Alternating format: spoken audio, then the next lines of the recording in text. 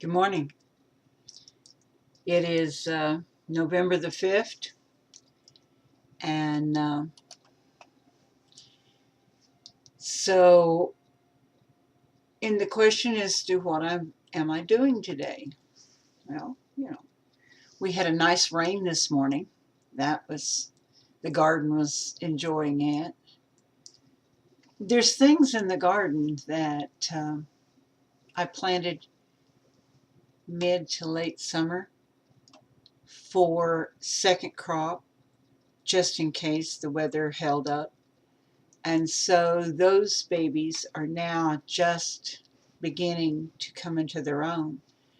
They're giving young baby yellow squash, and of course the tomato plants have got all new babies on them and bursting with blooms. And the peppers are doing wonderful. Everybody's peppers are doing good this year. This just seems to be a pepper year, doesn't it? But when I came back in the house and I needed to take care of business and check emails, um, had some interesting ones that to reply to. I hope about everybody is getting theirs by now. Um, the main subject of the questions and interactions that I had today with the emails was mainly dealing with herbs. And so I needed to turn my focus to my herb business. Um, as as some may know, I've mentioned it a time or two. Oh, there's another email. Um, I have a domain called Cherokee.net. On that domain, we have our art gallery, which we took down. The family no longer is keeping the business physical shop open here because of the sign of the times and the changing of the market to where we don't have to have the physical shop. We don't have to pay for the real estate for the physical shop because we can have it up online and continue to communicate with buyers, sellers, traders, and people interested in the art market from around the globe, all online. And so we just deal with it there. Below it, I ended up putting up one of my hobbies, I guess you'd call it, my interest in herbs. I have been an herbalist for, I'll admit, to 3 decades, okay? I don't want to push it. But, and have done a lot of training and traveling around the Cherokee Nation, returning herb lore back to the natives that lost it. So much of our culture we lost during the Second World War because we stopped really paying attention as being Cherokees or, Osage or Black Fox would say we all became Americans during that war as he went off to war, and so did many others of our people. And so after the war, everyone was really gung-ho in the new America, and many moved away from the reservation and moved to the city. Trainings was available or things that they learned. During the war, they wanted to continue expanding on the prosperity of the country. And so more and more of them stopped speaking their language, stopped knowing how to can, stopped knowing what grandmother knew about the herbs and how this one could heal you and that one could heal you, because, now we had health plans, and we had good jobs at McDonnell Douglas and American Airlines and a lot of companies that was hiring lots of people. But then you advance on another 30 years, and some of these companies are laying off lots of people, and whatever kind of jobs that they had, for one reason or another, they found themselves having to return to the reservation, coming back to Grandma's farm, and trying to figure out how to live on less, or just learning how to live outside of the city. And now there is the prepper movement, where there's even more people who are interested in homesteading, living off the grid. And one of the areas that we know that we need to sharpen up on is in the area of herbs. So, with all that having been said, I, as an herbalist and as a prepper and as, other things that I am, I get a lot of questions in those categories.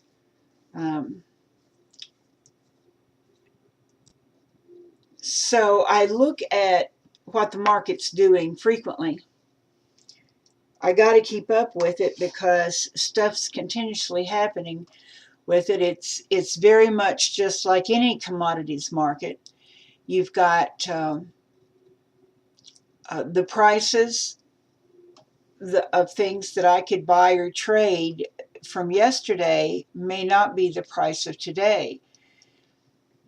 Especially this time of the year, a lot of the major corporations that are buying up in bulk herbs, they will take all the little farmers like me and my friends, and the ones that are the big farmers, like the people who have who grow acres of just a particular flower out in Idaho or up in Wisconsin, someplace where that particular flower grows well. Well, these large companies will come in, and because that flower, when ground up and put into a tea or a tincture, is a health aid. And so these companies are making, their money, they're living off of that. And so they will buy up a whole, every pound of it that they can buy in the United States. One company may make a rush on an entire crop and buy up everything there is in the country. And so the next morning you wake up and you've got 3 or 5 pounds of that. And there's people coming online that is, it's all an automatic system. They're buying 3, 5, 7, 9 pounds of it. And you're going, wait a minute, why is there a big rush on this particular herb today?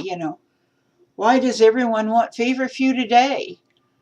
And then I go online to the other sources and find out everyone's out of stock. Everyone's out. We've been hit. And here I am, I'm going, okay, I've sold all that I had for the price and the value that it was yesterday. Today, it's worth 5 times that amount. It would take 5 times the money to buy that same amount. And I can't restock my supply. And so, with all that having been said, that's just explaining how you have to really watch it. Under my herbs section at Cherokee.net, there is a section that is broke down to the Herbal Survival Kit. And this came about a particular class and lecture that we did like 2 years ago. I did down in Tulsa at one of the major libraries, big meeting room and stuff, and it was really nice and stuff. But it came about trying to pick, if you had 10 herbs on hand for medicine and assorted things and stuff, what 10 herbs would it be? And so I had thought about it, and I did up a list. And I offered a pound each, or a half a pound or a quarter pound each of those herbs on my site. And this morning I went in there and looked, and one of the herbs that was listed on it that I was selling at $22 a pound is now can't be bought anywhere in the country for under $50 a pound. So that previous thing I was telling you about, oops, that's one of them that happened this morning. Another one is very difficult to grow in the United States, and there had not been any problem getting it in from Switzerland, which is where it naturally grows. But all of a sudden now, I don't know if it's the American government or the Swiss government or somebody is hanging things up, and so we're not getting it at the present time. So that's making everybody feel in a panic about that one. So I just marked it off as out of stock, don't have it until those wrinkles get worked out. Another herb that I took off of my survival kit was the aloe vera powder. We all grow aloe vera. It's nice to have an aloe vera plant in your kitchen in case there's a burn and stuff. Pinch a little piece, do a little thing. Anytime, any kind of healing of anything, and I mean, they don't call it the healing plant for nothing. It's good to have. My husband used to work in the oil fields, and he would come back after his hands. He threw the chain and worked the deck, which was the worm position there in the beginning, and it wasn't much better after he got in the derrick. But he would come home with big, deep, broken places, like at the joints of his fingers, where he had just had his hands in bad caustic stuff way too much, and so there it was all bleeding, and maybe he had been out for a 36-hour work run, and he came in and he was going to be in for 2 or 3 days, and I had 2 or 3 days to heal him back up before he'd go back out. Aloe vera was one of those plants that you could pinch it, put it directly on it, bandage his hands all up so it was going to stay on it, and he would sleep in it, and with them on there and stuff like mittens. I would use old white socks and stuff, after I'd got it all bandaged well and stuff, and put those on him, and then overnight many of those would completely heal in and be okay. Well, as the prepper end of it goes, if you're out and you've had to run, or you've had to go to a remote area and you don't have a living little aloe vera plant anymore, the way that we have been making sure that we was ready with that kind of medicine was to have the processed powdered aloe vera, which you just add water to and then gob it on someplace, and it works great. So we've been selling this by the pound. A pound of it is a nice supply of it. You shouldn't have to worry about it for a couple of years, even if you're using it regular at that kind of amount and stuff, which is at least a quart jar, if not a quart and a half jar of it. And so, but the price was doing good. The market was kind of steady. And then there are those that are opportunists, such as the Chinese government. Love them. And they have found that there is herbs that there is a stable market in powdered form. And so they learned, have been processing and cloning this and creating an imitation version of this. They say it works good. We don't want cloned. We don't want imitations. We don't want things, especially on particular kind of powdered herbs that we're going to ingest. We don't know what the Chinese are doing. It hasn't went through any kind of anything, other than they've started putting it on the market and trying to pass it off as regular. Some of them say it's cloned. Some of them say it isn't. But we don't trust it. So everybody's pulling back on buying anything from an unknown source, and that's made the price of the aloe vera, real aloe vera powder and stuff, go up. And so here we was, I pulled that one off the market and said, I'll keep what I've got and just sell it locally if I need to. But for the most part, we'll wait and we see if this is a flash in the pan and if this will pass.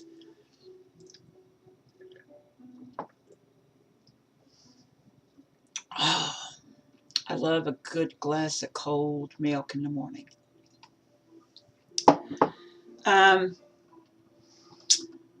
So I've labeled up everything I needed to label up and boxed it up and weighed it up this morning, everything that needed to go out. There's been a big run on rose hips. There always is this time of year, but right before the flu season comes in, you're going to find rose hips and eucalyptus leaves and other things that is good cold remedies. Everybody's going to want to stock up for the winter. And so that's what's been going on there. Had a pretty good run on feverfew. And I was pleased to see that in the backyard, the area that I have for feverfew, I could not grow enough feverfew to meet the needs of it. But I can grow enough to enjoy creating new seeds and stockpiling those for in times that things can get bad. And also for just personal use, having some of the feverfew in there that I can, do some grinding on and create a little batch of something that's totally fresh. That's just the hobbyist in me that enjoys going ahead and creating that. I've got the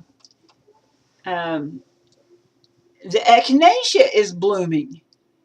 It's, we harvested 2 months ago, but some of them little guys was hidden down in there, and some of these seeds had got down in there in the area and popped up this fresh, new, bright, shiny purple coneflower, just as happy as he could be to be alive. And it was the Echinacea purpurea, which is the skinny-leaved purple coneflower, and the augustifolia is the fatter leafed ones.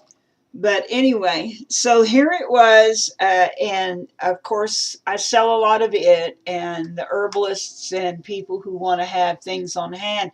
I guess about the main call that I get on that is for people who have chronic urinary bladder infections, kidney infections. They and ear infections, and I get a fair amount of call for it, even for athlete's foot and stuff, because it's good for all those things. And having a nice big stockpile of it is good to have, and buying it by the pound is the way to do it this time of the year. Um, if if the shit was hit the fan, which is a phrase that preppers use and stuff. Another thing it's going to be used for is it's one of the herbs that's good for female troubles. Um, some women have chronic yeast infections, and if they can't tolerate or they can't consume or they don't have access to you know yogurt and stuff, they will use uh, Echinacea purpurea for that.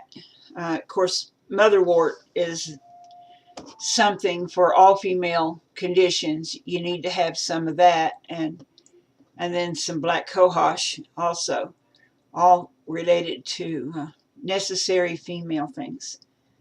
Um,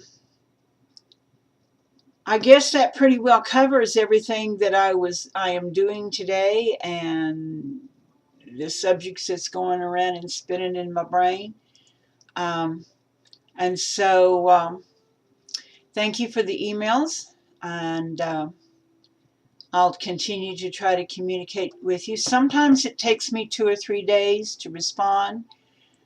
Um, remember, I was a lecturer when I was back teaching, and I have a tendency to go on and not just directly answer your questions, but to go deep and wide and do some things that one might consider rambling.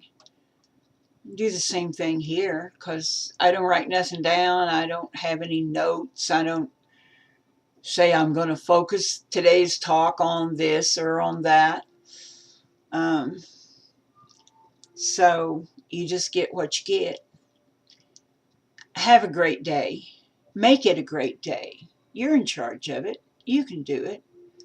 Put them smiles out there and shock everybody and make them wonder what's really going on.